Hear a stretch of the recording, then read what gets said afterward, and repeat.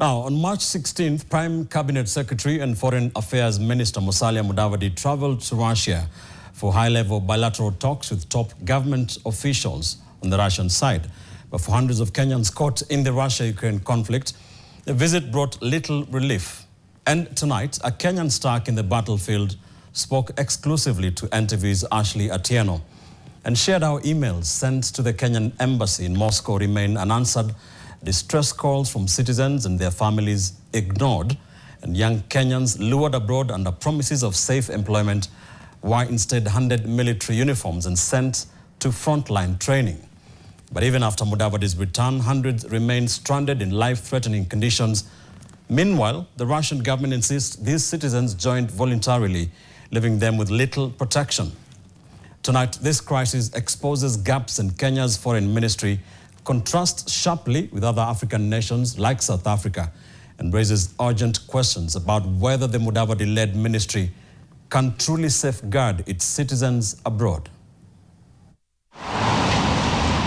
On March 16th, Kenya's top diplomat, Musalia Mudavadi, sat across the table from Sergei Lavrov in Moscow.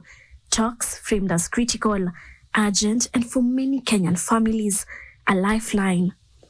But just one day later, on March 17th, at exactly 11:52 a.m., an email lands at the Kenyan embassy in Moscow. A desperate plea from the battlefield. I am currently in the Russia-Ukraine conflict. I am requesting to terminate my contract through the help of the embassy. I cannot move from this place to Moscow. Please help us get out.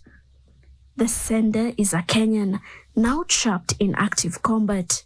He follows up, sends his passport number, military ID, and phone number. There is no response. James, not his real name, tells NTV he was promised a cleaning job by a female Kenyan agent. Instead, upon arrival in Russia, he says he was handed military uniform, taken through training, and deployed to the front line. No military experience and no way out of the Russian relay that he was coerced to sign for. Tulikaribishwa vizuri kabisa na kila kitu tunaona tunaongea na huyu mtu mwenye ametuchukua anatuambia kazi ni ya cleaner, so we are following him.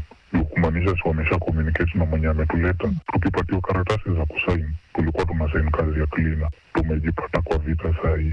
But the government maintains a completely different position. These were contractual obligations between those individuals and the Department of Defense, or the people of defense here. The government of Kenya has been assisting those who have wanted out.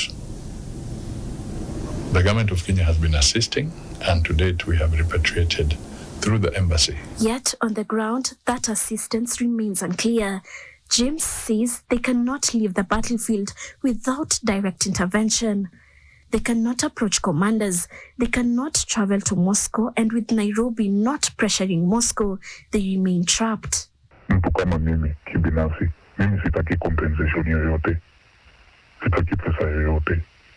Hadi nilipo juu nimeterminate contract. For now, government figures indicate that at least 252 distress calls were made, 44 Kenyans were repatriated, and from his Moscow trip, one more, while many others remain injured and possibly 3 Kenyans detained in Ukraine as prisoners of war.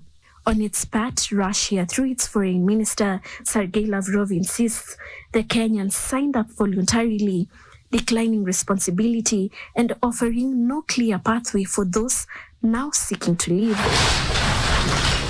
But contrast to that is the South African government. After receiving distress calls, the government intervened and successfully secured the return of its citizens. And tonight, as the Russia-Ukraine war rages, serious questions are being raised on the need and the role of the country's foreign ministry when distress calls go unanswered, if diplomatic mission yields no clear rescues, and when its very citizens are stranded in a war they say they never signed up for. Ashley Atieno, NTV.